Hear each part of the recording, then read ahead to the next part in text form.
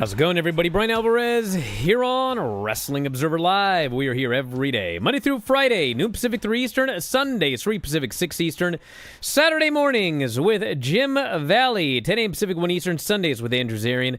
Friday here on the show. It's Fun Friday. We got a lot to get into here today. Lance Storm is going to be joining us. We're going to be potentially opening up the phone lines later.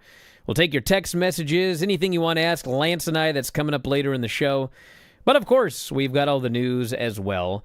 We got shows this weekend. We got the SmackDown show tonight. We have got Collision on Saturday night, which has already been taped. And we have the NXT Halloween Havoc show on Saturday night. We'll give you the lineups for those shows. We've also got a bunch of news. Abdullah the Butcher hospitalized. It has been a horrible week for people hospitalized, injured. People have passed away.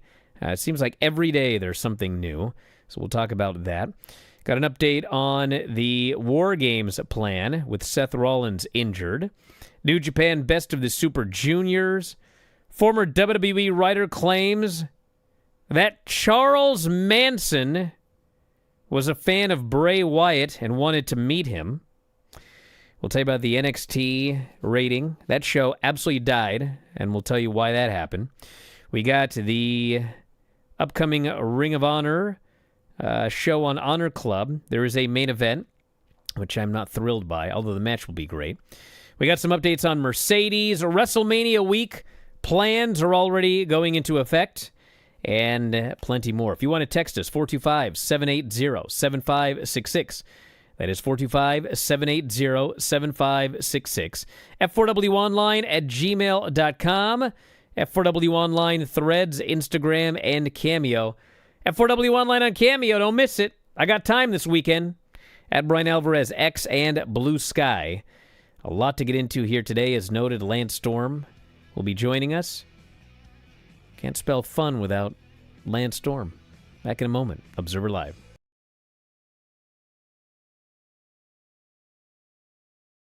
Just a quick note before this free video. If you click like and subscribe, I'd be very thankful. Granny, what have you got today? Okay, everybody be quiet, okay? Okay. Hey, Google, tell us a joke. What's the most musical part of a turkey? The drumsticks.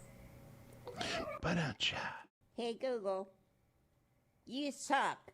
Well, I am still learning. What should we fix? The guilt in the response. Hey, Google, that's enough. Hey, Google. Shut your hole. Hey, Google. Hi there, I'm listening. Oh, How jeez. can I help today? Hey, Google. Shut up. How can I be of service? No, that won't quit. God. Hey, Google. No more. Stop. This is how the war with the robots begins. Name the hip-hop group that asked the question, are you down with OPP in 1992? Granny, I will pay you $100 to read that again, please. Yeah, can you read more? Name the hip-hop group that asked the question, are you down with O period, P period, P period in 1992? You somehow made it better. O period, P Stop the show period. now. We have peaked. P period. Please send those edits to Brian's email. Are you down with O period, P period, P period? On the show The Big Bang Theory, Leonard and Sheldon are both physicists. What is there at what? What just happened right there? Physicists? Yes. Physicists? Yes. Yeah. I lost my track. You lost your crack. You were at Sisyphus. In what city was Nipar Brooks. Shakur shot and killed? Excuse me, say that again. In what city was Tupac? Two-pack. Vegas. Check. Vegas Strip. Yep. Join us! Thank you. Yeah, we got a trip to the Vegas Strip, by Yeah. the way. You can get shot, too. Yeah. No. Hey, Google, take a nap. Hey, Google, wake up. Hey, Google, are you awake? Here's a YouTube music station called Are You Awake? Hey, Google, stop!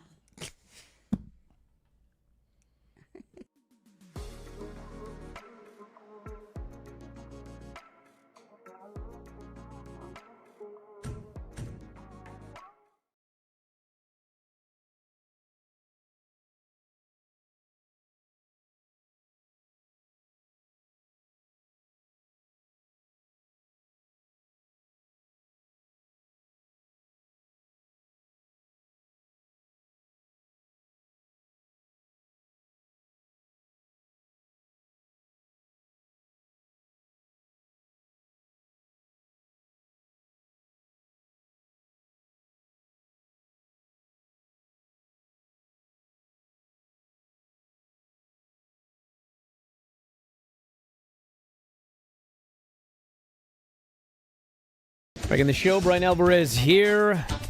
Wrestling Observer Live. Lance Storm joining us here today. How's it going over there? I'm bloody exhausted, my friend. Yes? Why is that? Max came home from having his knee surgery yesterday, and he needs pretty much 24/7 supervision, because if he moves at all, we have to assist him because he can't put full weight on his bad leg yet. So I got about 4 hours of very interrupted, unpleasant sleep last night. They didn't give him crutches or anything? No, they did not give No? him crutches or a knee brace. That's unfortunate. Actually, you can't give a dog a knee brace? I never thought about that before. Well, no. It'd be 'cause he difficult? Yeah. I've seen ads online for new neoprene and brace things, but I never heard a vet say they could have them. But it's a lot of work. All right. Well, if he disappears, everybody, you know what happened. Want to mention, by the way, if you go to my Twitter, at Bryan Alvarez, my ex, I posted a story that our own Filthy Tom Lawlor wrote. Surviving Jon Moxley. You can head up there right now and check it out. And for those of you that may not recall, there was a Defy show a few years ago. And it's from moonsault.press. It's on my X. And Filthy wrestled Jon Moxley. And this was shortly after Jon Moxley came out of rehab. And so I guess this would have been probably about 4 years ago, 2021-ish or so. And I was there for this match. And it was awesome. And I guess the story, I guess he considers it like one of the, it's one of the most, whenever people talk about Filthy Tom matches, they bring up this one. It was one of the best matches I ever saw Tom have. And ironically, one of the second best matches I ever saw him have was the last one he had, when he could barely even move. But this one was a bloodbath, and I had totally forgotten about this. But it's a Jon Moxley match, and so the idea was that they were gonna do double juice. Well, Tom had never bladed before, and he was not confident, and so did he overcompensate? No, the other way around. He let Jon Moxley do it. Oh, geez. Can you imagine? And there was actually a very famous WCW match, which was back in like 1995. And Ric Flair and Randy Savage were in this match. And think about how many times in his life Ric Flair gigged, okay? Two or three. It's not like he'd never done it before. But for reasons unknown, in this match, he had Randy Savage gig him. And I remember watching that just thinking, why in God's name, that maniac? But he did. And in both cases, the victim just frickin' bled everywhere. So anyway, if you want to read Tom's memories of this Defy match with Jon Moxley, moonsault.press, you can check it out. It's linked up on my X, at Bryan Alvarez. Just Google Surviving Jon Moxley. Although a lot of things might come up if you Google that, now that I think about it. But anyway, Tom's a very good writer. So head up there and check it out. It's a good story. Yeah, I was always taught, and always taught also to others, to never let anyone else gig you. That way, at least if there's a mistake, you know whose fault it is. But to that end, if you all recall when Maven eliminated The Undertaker from the Royal Rumble back in the day, the follow-up match on Raw, it was Taker and Maven. And Maven came to me and said he's got to get color in this match with Taker. And he was afraid to, and he was going to let Taker do it. And as I was saying, my rule of thumb is never trust anyone, do it yourself. And then when he said it was Taker, I'm like, well, if there's one guy you would trust, he would probably be at the top of my list. And he let Taker gig him, and he got good color. And I was in the trainer's room when Maven came back. And I kid you not, the trainer took a wipe, wiped his forehead clean. You couldn't see a mark or any more blood. And he looked at it and says, I guess you're good. And he walked away. He didn't have a mark on him, but Taker got good color with him and did not leave a mark. Wow. I guess he's a poker, and he didn't do the ear-to-ear like some people do. Yeah. I think this Tom's might have been an ear-to-ear. Yeah, so... On that note, by the way, On that note, Abdullah the Butcher is reportedly hospitalized.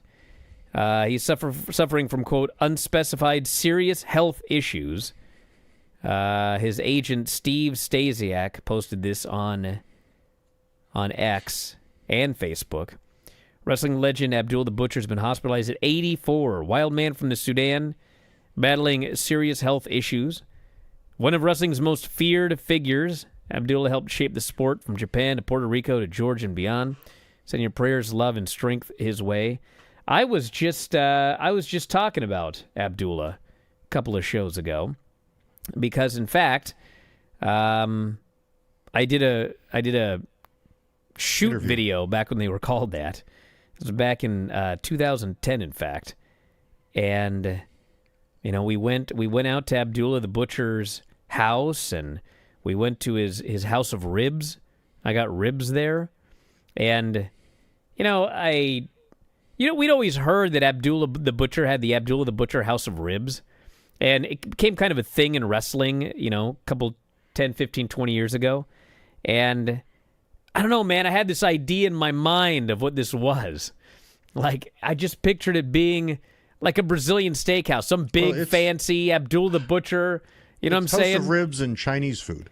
Yeah, and it wasn't that at all. It was a really small, little, tiny hole in the wall. I think there was one other person there when we went, and I mean, he's 84 now. So he would have been probably like 69 years old at the time. 69, 70 years old. And, didn't move very well. I think he even had a cane even 15 years ago. And still, that entire weekend, I was afraid at any second this guy was going to come after me. Thought he was going to grab me, like in the middle of the interview, try to like start cutting me up. I mean, I was petrified. This guy had, even a little old man, he had this aura about him.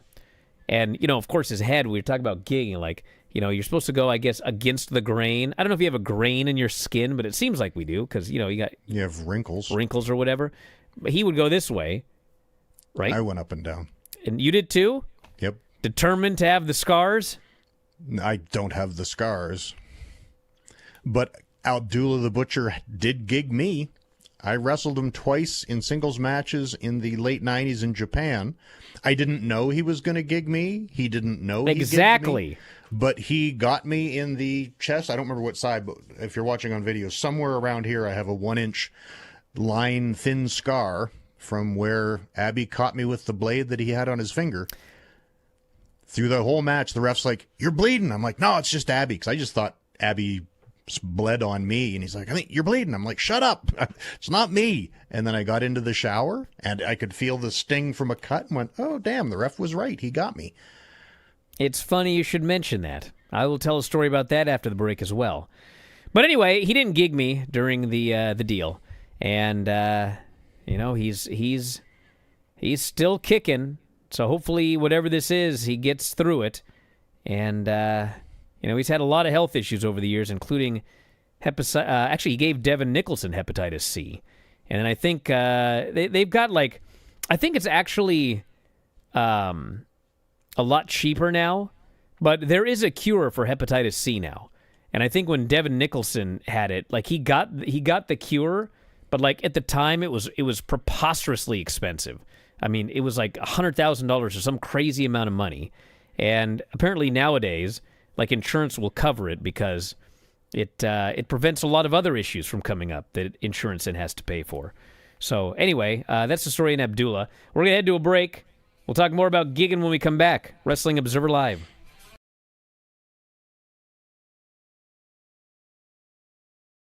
Just a quick note before this free video. If you click like and subscribe, I'd be very thankful. What was up with this week? Everyone thinking Monday was Tuesday. Well, that was just Everyone? you, sir.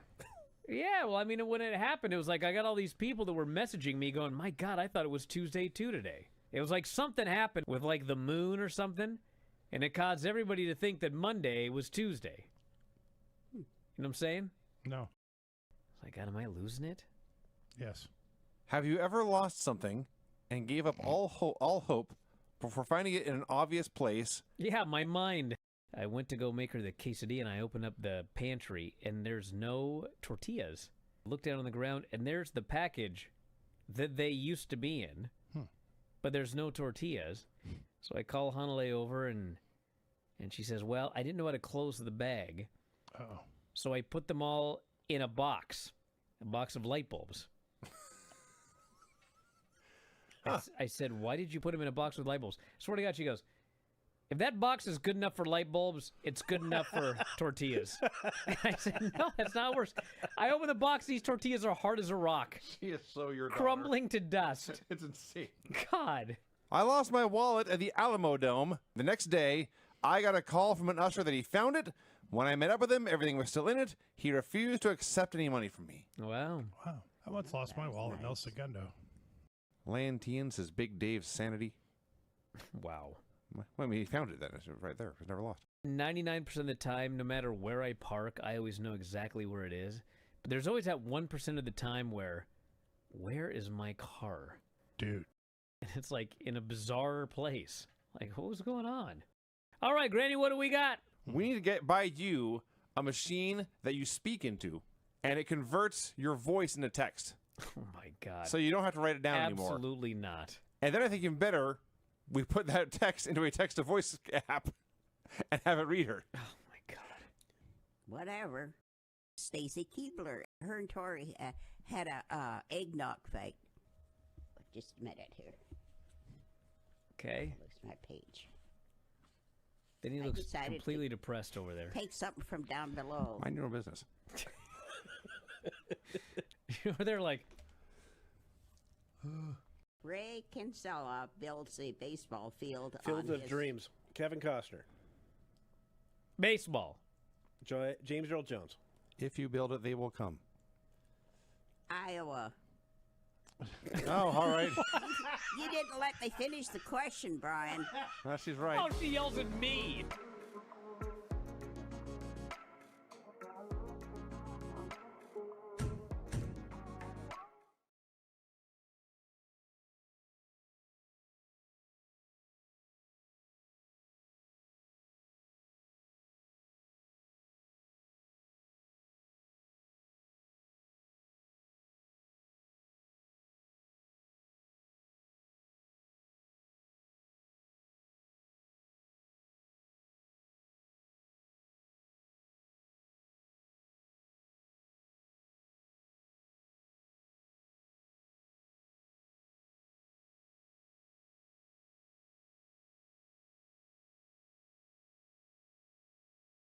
When I was a kid, I knew that wrestlers bladed, they gigged, but I didn't know anything about it.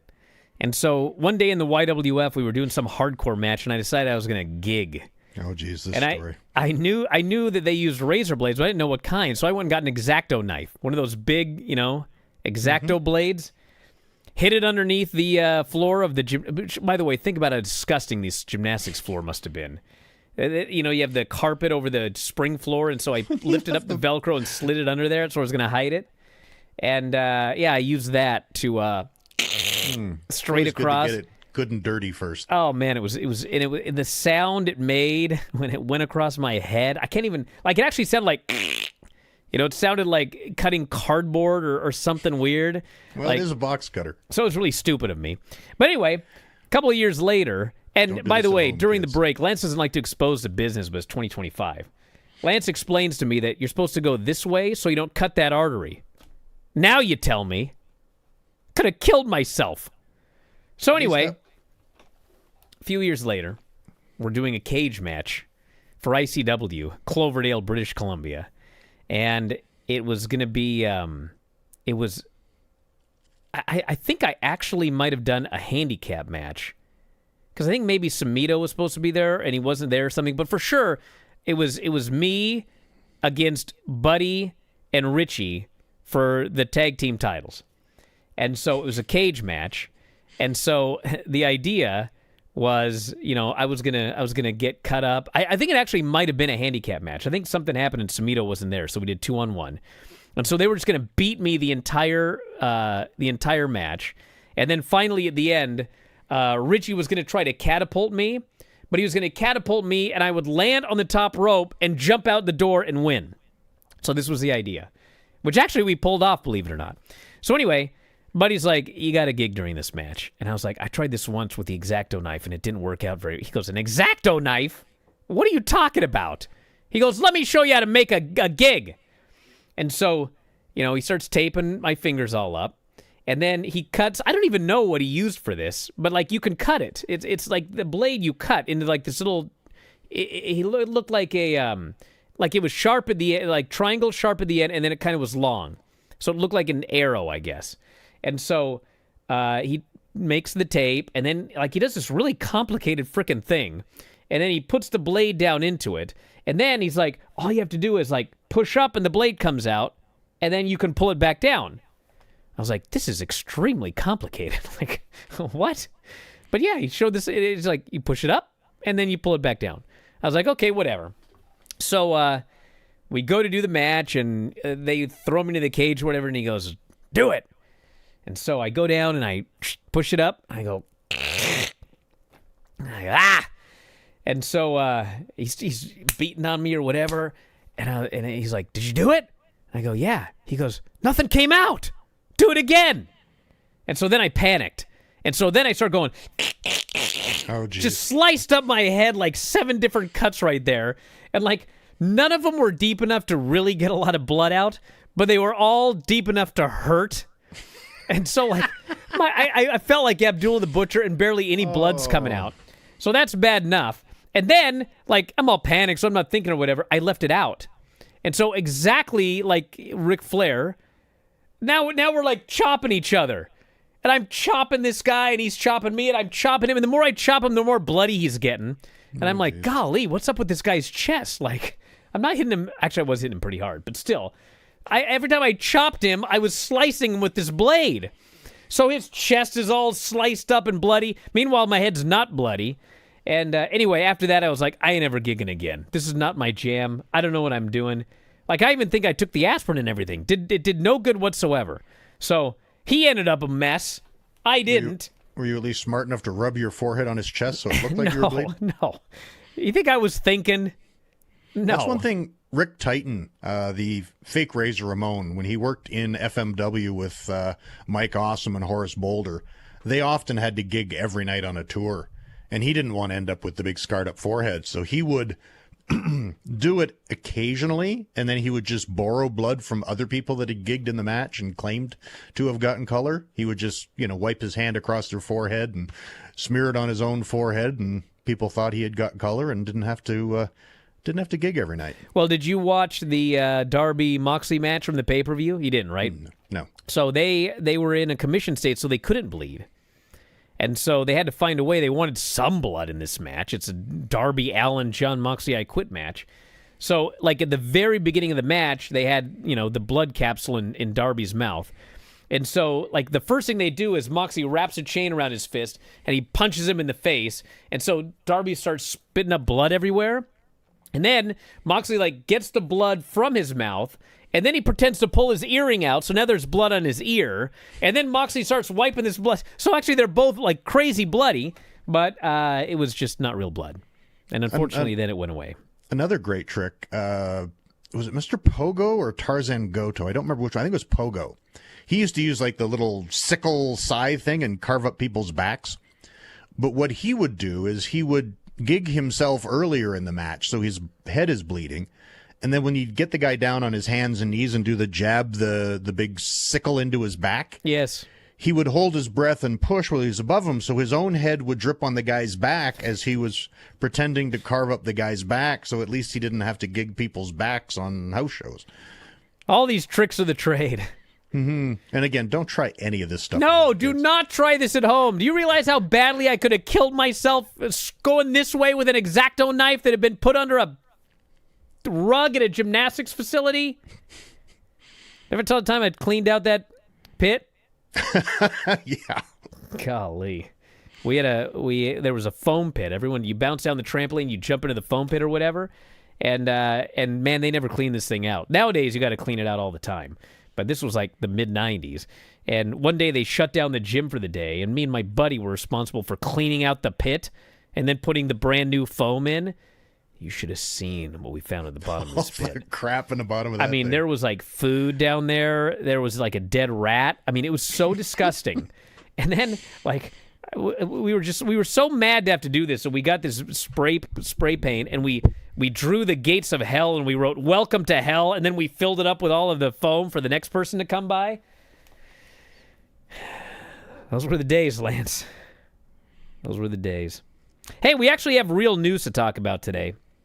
I don't know if you guys are aware of that or not. So, according to the new Observer, WWE's plans for War Games at Survivor Series still CM Punk and Roman Reigns leading a babyface team against The Vision. Rollins was originally supposed to be the leader of the heel team until his shoulder injury, which led to WWE running an angle where his Vision teammates turned against him.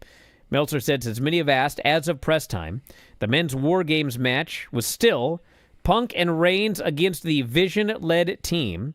Some thought with all the injuries it would be changed to the Wyatts versus MFT since they're clearly doing a program.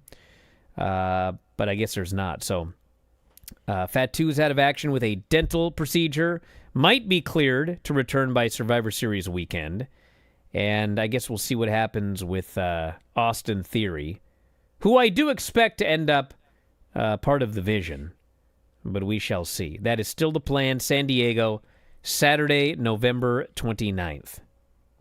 They need to get moving if they're going to tell a story to get Austin Theory that hot that fast. Well, I think they'll just bring him back. He's been gone long enough. As long as he does something like devastating against a top guy and then Paul talks for him, I think it'll be fine. It's not like he's a bad worker. I didn't say that, but it's just he's been a lower tier He's guy been a and geek. gone. Let's be honest. He's been a geek. Former WWE writer claims Charles Manson was a fan of Bray Wyatt. Nick Manfredini said that Manson was shown Wyatt's promos by a former college football teammate of Wyatt's who was working as a guard at a California state prison and had access to Manson. He said Manson has to meet Wyatt, and that Wyatt's dad and former WWE producer Mike Rotunda was made aware, facilitated a pitch to WWE brass that may have included Vince and Triple H for a network special where Wyatt and Manson would have met. So anyway, I don't know if that's a great idea. I don't know if that's a true story. Sounds weird. Well, keep in mind that Manson also, I think he passed away in like 2017. So this would have been early Bray Wyatt. This wasn't like your the real spooky Bray Wyatt and the Uncle Howdy and everything. The, hey, I'm a prison guard. I'm going to take some wrestling tapes and show Charles Manson, my friend. It does seem like, kind this of sounds odd. a bit absurd. Well, that's what he claimed. Well, as Conan says, never let facts ruin a good story. Ben Ferdini said he pitched Wyatt the idea of just the two of them going to visit Manson in prison, but then he thought better of it. I was like, let's just go. Next time we're in Northern California, me and you, just put on a hat or something. Nobody will know it's you. He wore a hat! Let's go meet him. Then I thought about it, and obviously it was a terrible, terrible idea. Would have been a good story, but a bad idea. NXT on Tuesday, the go-home show for Halloween Havoc, frickin' died. 525,000 viewers, down 23.9%. Lowest viewership ever on the CW and the lowest since July 30, 2024. 0.07 in 18 to 49. And obviously some of this, it's hard to make comparisons because of the big data panel deal. But they went head-to-head with the opening night of the NBA, which did the best numbers the NBA has drawn for an opener in 15 years. 5.096 million viewers on NBC and a 1.39. And I remember on Tuesday before the show, it was like people in NXT were saying, it's dying tonight. Just be ready. NBA is gonna kill us. And that NBA game was before the FBI arrests? Or are you even aware of that? Oh, I am aware of that, actually. Yes, that was before, because I think that came out yesterday. So, back in a moment, Observer Live.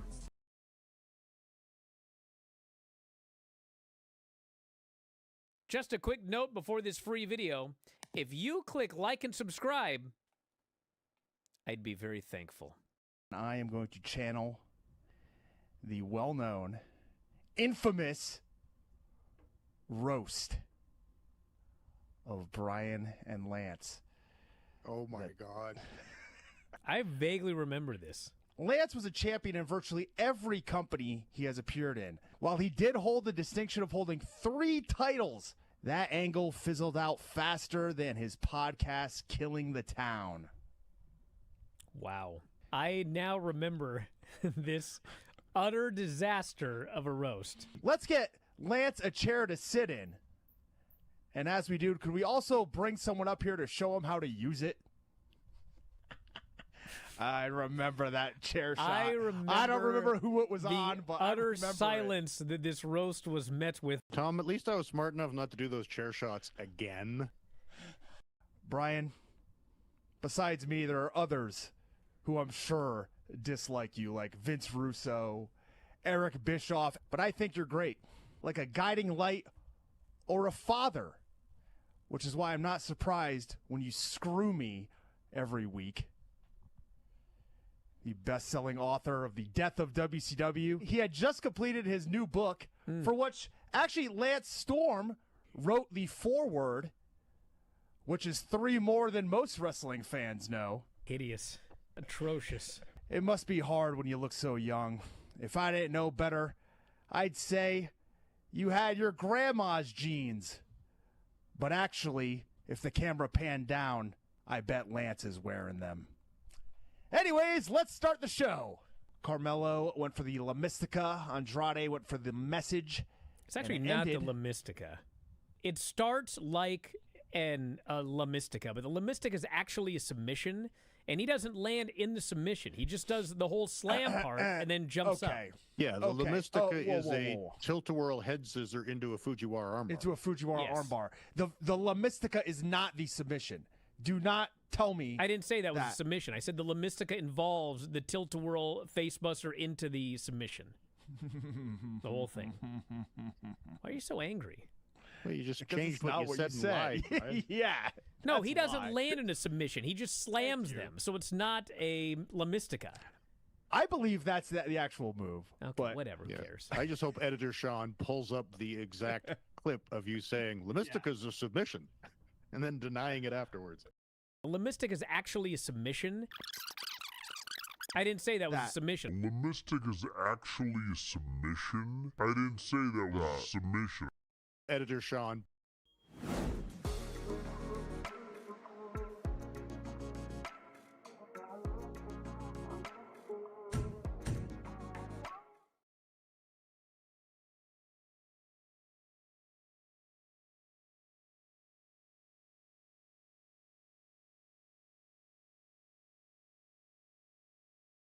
Back in the show, Bryan Alvarez here, Wrestling Observer Live. I know the answer to this question, Lance, so I'm going to let you answer it.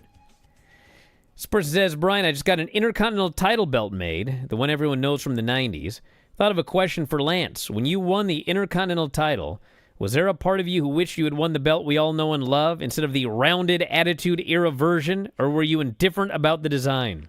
I strongly disliked the design of the championship I held. Really? Yeah. I didn't like the oval belt of that era. And again, as a fan... It's right over your head right now on the video. It is, yes. Can I? Nope, over... That way. It's hard to do in mirror image. To your left. There we go, right there. Yes. I didn't like that version nearly as much. The Intercontinental one that Randy Savage held and Steamboat held, I always thought that was one of the nicest looking championships. And actually the Canadian Wrestling Connection heavyweight title belt that I won on my third show actually almost was identical to that original IC belt. And I was a big fan of that one. You know, I thought for sure that you would say, I couldn't possibly care less what the belt looked like. You caught me completely off guard there. But Lance, you're absolutely right. That oval belt sucked. The original Intercontinental design was 1,000 times better. And you know what else was like? I could talk about belts for hours, but the early 90s WWF tag team title belts, those were freaking cool looking belts.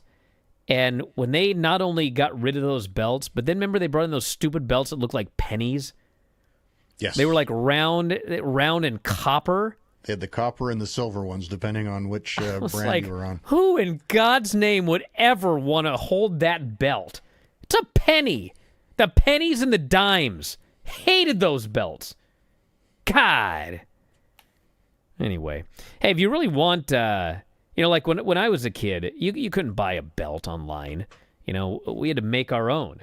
But now, if you go to like the WWE shop, I mean, you can buy replicas of those original old belts. Like, I don't know. I'm sure Kevin's belt probably, I think there are places that, I don't know who's in charge of them now. Like, there was Reggie Parks and Dave Milliken and some other people. I don't even know how that's working nowadays, but they would make you like the legitimate belt and on leather, the whole shebang. And, the WWE belts at WWE shop nowadays, I mean, it's not real leather, and I'm sure the detail is not quite as good as if Reggie Parks made it personally, but they're pretty freaking good, dude. So if you want one, that's like the cheap way, and they're not that expensive either. Although I think they also have, I haven't gone up for a while, but they did have certain belts that, I forget what they called them, but they were really expensive. They would have like a $400 version, which is like the mass-produced version or whatever. But then they would sell you like a $2,500 version of a belt, which was like the actual ring-worn quality belts, real leather, the whole shebang. So you can get those from WWE. I know in WCW, Jeff Jarrett would often use a replica world title belt when he was champ. Like if he had to do a belt shot to somebody, he would use the replica because it was lighter and safer. And when he had to do appearances, he would take a replica because it was lighter and easier to travel with. This guy goes, if you haven't held a real one, you don't know. What did he say here? I just saw it, but I lost it. It's basically, oh, here it is. If you think the WWE shop belts are quality, you've never held a real one. I just said that. Like, it's not going to be exactly the same, but like, it's going to be pretty freaking good if you just want a replica belt. It's going to be a lot better than getting some cheap thing off Amazon. And yes, when Cody brought back the Winged Eagle, I think they got one from WWE shop, and you could tell. Like, it's definitely different, but when they made the first unified world belt after they unified the WCW and WWE one, Hogan was the first one that got the unified belt. And it was so heavy and thick, he made them remake it because he said he couldn't carry it. And they had to make one that wasn't so damn heavy. Yes. All right. What else do we have here? Then we'll go back to the... it's one of those things that, like, whatever. Some people are going to get mad at me, but who cares? It's my show. Get your own show if you don't like it. So they announced the Ring of Honor show on Honor Club next week. The main event is Bandito versus Mascara Dorada. And I was like, God, I knew this was going to happen. I was like, hey, listen, if you want the whole rant, listen to the Bryan and Vinny show last night. But like, I'm the thing that's irritating me about some of this AEW booking lately is getting everybody back to exactly where they were before. Like, we just saw a pay-per-view.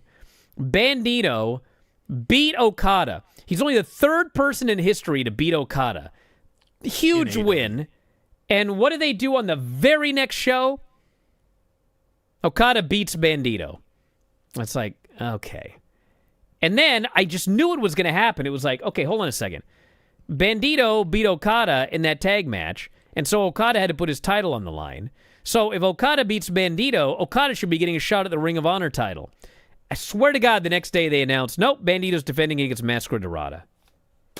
He's exactly where he was before this whole thing happened with Okada. Like, I want people elevated. So the match will be great, I'm sure. But moving on. He just got his win back, and Bandito's back in the mid card, and at least he's the main. He's still the tag champ, right? Still a tag champ, yeah. But it's like I need to see people moving up. Like Darby Allin is in exactly the same spot after beating Moxley. He came and did a promo, and he's still going after the Death Riders. It's like, that's what you were doing before you made the leader of the Death Riders say, I quit. Shouldn't you be going after Kyle Fletcher's title? Shouldn't you be going after the world title? Nope. Right back to feuding with the Death Riders. There's the show is I mean, the wrestling is great. In a vacuum, shows are great. But who's being elevated for the future? Like, Dynamite as a wrestling show was way better than NXT as a wrestling show, okay? But when I watch NXT, I see the future. I see all these guys that are going to be the future of WWE. I do not see that right now when I watch Dynamite. And like everybody, you know, there were so many guys 5 years ago that were going to be the future of AEW. Your Private Parties and your Hooks and your Acclaimed, and I mean, we can go on, and your Sammy Guevara, and I mean, where is everybody? Exactly where they were 5 years ago. The only exceptions are Kyle Fletcher, and they're doing a lot better job with the women's division, but I can't even say that's being elevated because the problem was they didn't do anything with the women's division before. So we need some new stars being made. Not just like, oh, hey, I know these guys now, but like moving up. Yeah. To be fair, though, it is easier to elevate people in NXT because the top layer get moved up into the main roster, which allows people to then get elevated into new spots. If Tiffany hadn't been called up, it would be a lot harder to elevate JC Jane. So it is an easier situation when you have that next level for them to move on, and then you can elevate the next stars. When Oba and Trick get moved up, then they will be able to elevate more people. It's a little harder, main roster and AEW. All right, we've got Mercedes. Red Velvet is medically cleared. She wants a unification match with Mercedes. Well, that is what should happen. That is what should happen. I wonder if that'll count as a brand new belt if Mercedes beats her. She'll keep both the interim and the... Add that so it'll be 13. And then November 9th, Mercedes will be defending one of her belts in Italy. The Bestia Wrestling Italian belt. So November 9th, she's going to Rome. Does not know who she will defend it against, but she will defend it. So we'll see if she starts losing. I suspect not. Well, it's got to happen sometime, right? Well, yeah, but I would like to think at least that Tony would prefer to have her lose the big important AEW belt first rather than losing to random indie people. I actually howled the other day because we were doing Observer Radio, and Dave, out of the blue, suggested the thing that I suggested, and I suggested it because I thought it would be a horrible idea, and he suggested it like it might happen, which is Mercedes loses all the belts to someone else whose then job is to go around the world and lose all the indie belts back. I was like, yeah, I came up with that idea. It's terrible. She should be the one going around losing all these belts, not somebody else. Well, maybe she'll win her 15th, which will be the AEW Women's World title, and they will decree that that is such an honor and an important role that she must relinquish all of the secondary titles and focus on being the Women's World Champion, and then they can just hold 6,000 tournaments for the other belts. WrestleMania week. Two primary independent promoters partnering for the biggest events on the indie scene. WrestleCon and The Collective will be doing WrestleMania week events under the same roof for the first time in 2026 at the Horseshoe Las Vegas on the Strip. Wednesday, April 15th through Sunday, April 19th. No schedule of events yet, but they traditionally host Joey Janela's Spring Break, GCW, TJPW, and so that's the plan. Get your tickets. I guess there are no tickets on sale. Make your plans now for those of you that can afford to go to WrestleMania weekend and buy tickets. Yeah, book your hotel room soon, I would imagine. Uh-oh. Lenny says Mercedes is going to lose all of those belts, so I guess that means she's not. God. I thought there was hope. A Lenny prediction always goes the opposite way. That's what we've learned on this program over the years. Collision this weekend, Ishii versus Pac, which should be great. Good. Mm-hmm. Jurassic Express and Jet Speed versus Young Bucks and FTR with $400,000 on the line. Tekla and Mina Shirakawa. Hook in action. And Adam Page speaks.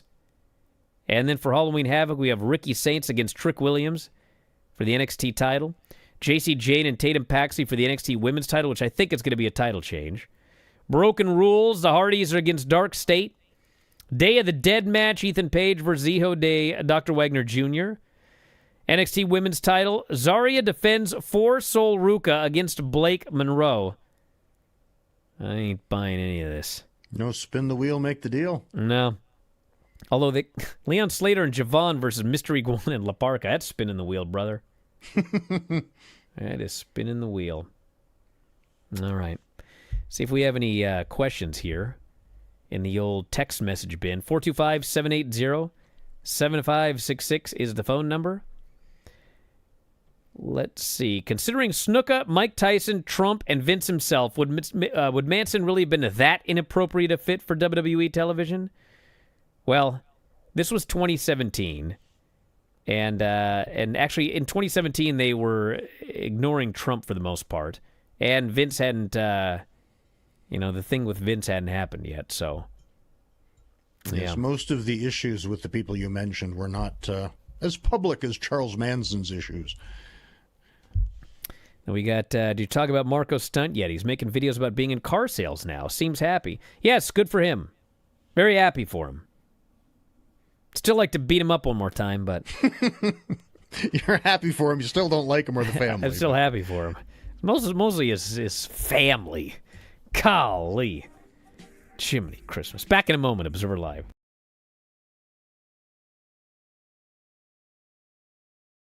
Just a quick note before this free video. If you click like and subscribe, I'd be very thankful. Well, we reviewed SmackDown yesterday, Tom, and you don't even get SmackDown. You're very, just, you know how you are. Fine. Whatever. I don't care. Whatever. That's your impression of me? Yeah, that's my impression of you. Wow. So what are we, at least, I hope you at least watch a SmackDown main event. I watched the entire show. Okay, because there's a lot of people that still like your review, Tom. I went on the board, and I saw like 2 people. Yeah, do you go on Twitter? Yeah, I do go on Twitter, You read my emails? I do go on the Twitter. Text messages? I mean... Do you go on Twitter? Because if you do, yes. You would have seen one of the greatest moments in world history. In world history, really. World history. Frank Tate walked away the victor of the fight, but he walked away an even bigger winner when it comes to life. This man completed what I would say is the best high five, the best dap up in the history of the galaxy. This man had his dog. His dog. And when I say dog, barely a dog. I mean D-O-G and D-A-W-G. This was a dog, baby. The dog was so proud. You can see just the elation in that dog's face. He threw that paw up. He let it hang for a few moments, and then he brought it down for the dap. Tom's not even doing this justice. Everyone has seen a dog, like you put your hand out and the dog like puts his paw up to shake hands. This freaking dog goes, ah, hapa! Like, what? That was more than a high five. I don't even know what you would even term that. He dunked. He dunked that man. 30 million views on this clip. And that is about 1/10 of what it should have. So if you haven't seen it, you deserve it. Treat yourself. Go to my Twitter. Watch Frank Tate high five his dog. No, he did not high five his dog. The dog high fived him. His dog high fived him. Yes. He just wanted like a, just boom. And this dog was like, no way, brother. You knock that man out. I'm going to give you a big time dunking high five from way up high. You go high five, up high, down low, too slow. This was an up high. Guy should have pulled his hand away. It's the best thing you've ever seen. Man, too slow, Joe. Yeah, it was pretty good. Not going to lie. I liked it.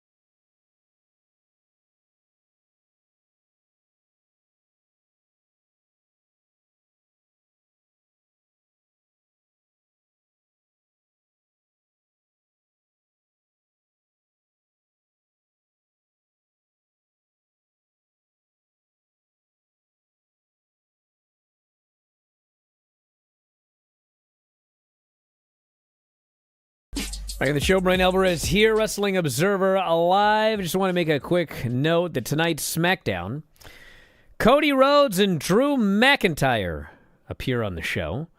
We have Tiffany Stratton versus Kiana James in a non-title match.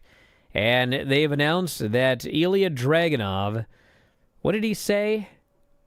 He did it is my duty to keep the legacy of the Open Challenges alive, which sounds awesome. So Ilya Dragunov is going to be doing a U.S. title Open Challenge coming up tonight.